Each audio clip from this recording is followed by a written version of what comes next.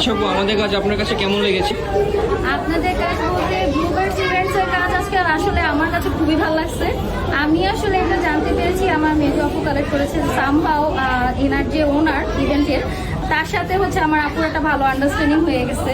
তো যার কারণে হচ্ছে আমি এইটা সম্পর্কে জানতে পেরেছি।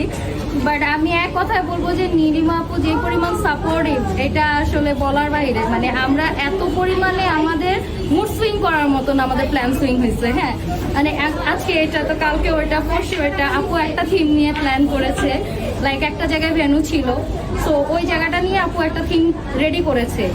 আর আমি রীতিমতন আমার ওয়েডিং হয় না যে যার বিয়ে তার খবর নেই, আমার অবস্থা হয়েছে তাই। আপু আমাকে রাতে 5টার সময় মেসেজ দিচ্ছে, আপু আপনার ওয়েলকাম ব্যানার কি হবে, বা আপু আপনার এটা কিভাবে হবে। এত কেয়ারিং, মানে এটা বলার বাহিরে।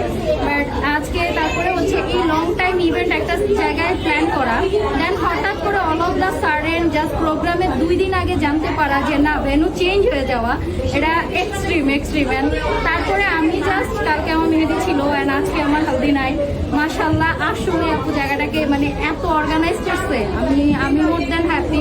And full team of blue ইভেন্টকে আমি অনেক অনেক অনেক থ্যাঙ্কস জানাচ্ছি। আমি অনেক হ্যাপি, আমি স্যাটিসফাইড। আচ্ছা আমাদের কাছে রেটিংটা কত দিবেন? 10 আপ টু? আমি তো বলবো 10 আউট অফ 10, বিকজ এইখানে আপনি কাজ পাচ্ছেন প্লাস হচ্ছে আন্তরিকতা পাচ্ছেন। তো ভাইয়া আমি তো এটাকে 10 আউট অফ 10 দিব। Thank you. Thank you.